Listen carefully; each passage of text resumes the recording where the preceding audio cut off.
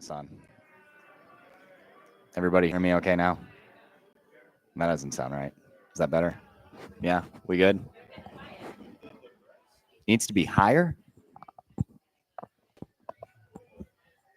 Okay. We are all sorts of messed up inside my headset. Johnny, you hear me okay? Testing 1, 2, 3. Everyone? How about now? Is that better? Better? Too loud? Okay. Am I coming in clear? All right. All right. Well, welcome everybody to Wings Etc. to the Ice Bears Coaches Show, our final show of the year. We made it. We've gone through a whole season. We're here. This is edition number 13 out of 13 for the Ice Bears Coaches Show this season. I'm Joel Silverberg alongside Ice Bears head coach John Gurskis, and we're happy to be here at Wings Etc. They've done a great job hosting us, taking care of us all season long. Proud sponsors of the Knoxville Ice Bears. Again, Tuesday nights when we're here for the Ice Bears Coaches Show, $6 diner burger special. You can add a wing sidekick to go with that at a reduced rate. And then they've also got the 99-cent chicken tenders. So be sure to take advantage of all the daily deals that they have here at Wings, etc. But especially those Tuesday nights, which is where we are tonight for the final Ice Bears Coaches Show of the year, which means the playoffs are officially here. And John, first regular season is in the books. What has it just kind of been like over the past year, going through the process of just the hiring process of getting this job in Knoxville and then coming back to a place where you spent many games as an opponent, and now is it hard to believe that it's already been a full regular season? It is, for sure. I've touched on it a few times now in previous shows. It's just flown by. You blink and next thing you know, it's the weather's changing, and all of a sudden the playoffs are here, and it's been great though. Honestly, it's been all that and then some, and I'm sure the guys will say the same thing. It's just been a joy to coach the Ice Bears and call the Coliseum our home, and kudos to you guys for your support. It's been great. From this past weekend, obviously a lot of tensions running high. There was obviously that anticipation that Knoxville and Roanoke could see each other again in a few days. That's exactly what is going to happen. So you get the Rail Yard Dogs in the first round of the playoffs. What was your biggest takeaway from the two games against Roanoke this past weekend? Yeah, I mean, it's the same as previous matchups. They've had our number. They're a good team. I've touched on it before. They're well coached. They come at you in a lot of different ways. And, but I thought, playing with a short lineup and playing with a different lineup both nights, I thought we held our own. I think the guys are confident in, in any matchup. It wasn't necessarily, even going into the weekend, we weren't positive we were going to play Roanoke. But at the end of the day, it's a team we're familiar with. And, I think, based on what's gone on the last month or so, I think the guys are peaking at the right time. So we're excited, and there's no pressure. You look at the month of February we had with no wins, and, then, kind of regrouping, so to speak, and starting to play some good hockey. And now the playoffs are here, and you look at the standings, and it's 0-0. Everyone hits the reset button and starts fresh, and we'll find out tomorrow night what playoff hockey is all about. You're always trying to get wins regardless of whether the game itself has an impact on the standings or not. Was there maybe a takeaway for the players in the locker room after the two games this weekend? Did it maybe serve as a wake-up call, getting ready to have to play a team of that caliber in the first round? Yeah, I think it just went along with how we've been playing, though.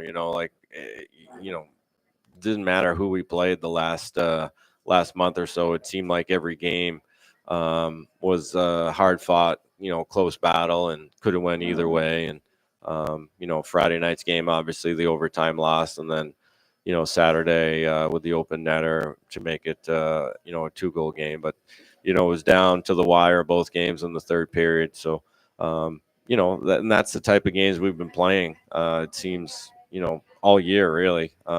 I don't know offhand, but a lot of one goal, a lot of close games. So the guys are prepared. The guys have experienced a lot in that 56 games. So I think if you take away the lack of playoff experience, but factor in what we've been through as a group, I think it somewhat evens out.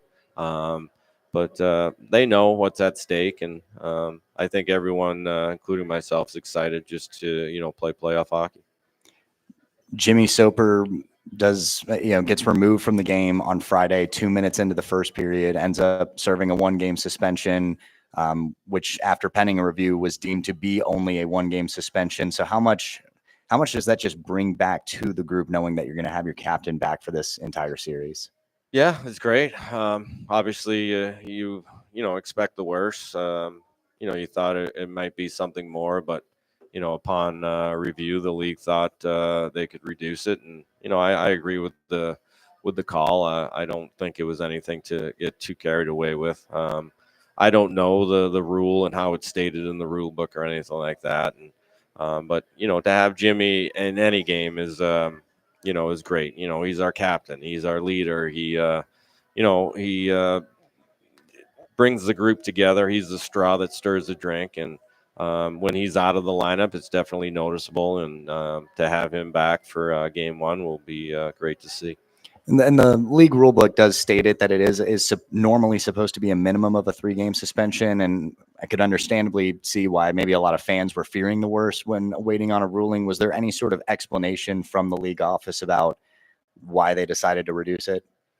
No, I mean, maybe I missed a voicemail or two. I don't know. I was too busy preparing for game number 2, and on Saturday night, and having been through this a handful of times already with the league, and I've commented a number of times on a few coaches shows. Is what they decide is what they decide. There's really not much we can do about it, and I've been saying that to our team all year. You just have to control what we can control, and that's just perform on the ice. And whether he was going to be down for 1 game, 2 games, or 3 games, it really didn't matter. We still had a job to do, and just take on that next man up philosophy. What has it been like in practice these last couple of days with the regular season of officially in the rearview mirror? The playoffs are not just on the horizon, they're here. What has the attitude been like at practice? What's the energy and the vibe been like? Yeah, it's been great. It's been great for the last month, honestly.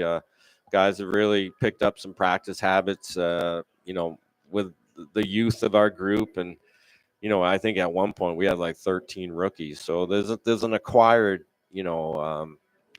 I think when guys come in from college hockey or junior hockey, there's so much emphasis on practice time, and then when you get to the pro game, it's a little bit more of a grind with games, so you tend to lose some of those practice habits. And I thought there was a point in the season where we kind of got away from that, and I thought that coincided with our losing streak. And once we hit the reset button and kind of refocused, I thought our practices have been great, especially over the last few weeks. And obviously having a full stable of guys out there helps for just in practice reps. You want to make sure you're not burning the guys out. So I think with everyone being healthy and having a full lineup, that contributes to just a great practice environment. And you can totally see some of the guys getting better from a developmental standpoint. So as a coach, I mean, that's what I love to see. And you want to win, and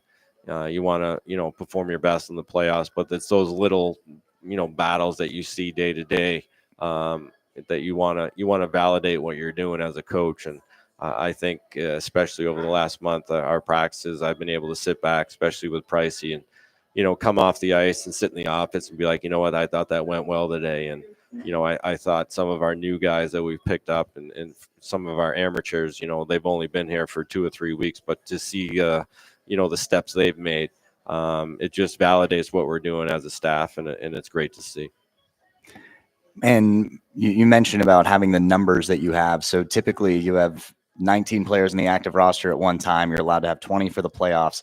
You had 21 players going in because you had 2 players on PTOs. You had a couple of guys on IR, some that are no longer in the red non-contact jersey. What was that process like, trying to nail down who your 20 were going to be, and then considering the possibility of activating some of your guys off IR and having to move some pieces around like that? Yeah, it was a challenge. Obviously, I've touched on this before. You want to be loyal to the guys that have been here from the get-go and the guys that got us here to begin with. But on the same token, you still have some new guys that are coming in that, may not be better than what you have. And then you have to factor in the guys that have been injured and have been out of the lineup for, a considerable amount of time, and worried about the rust factor and putting them into a playoff game as their first game.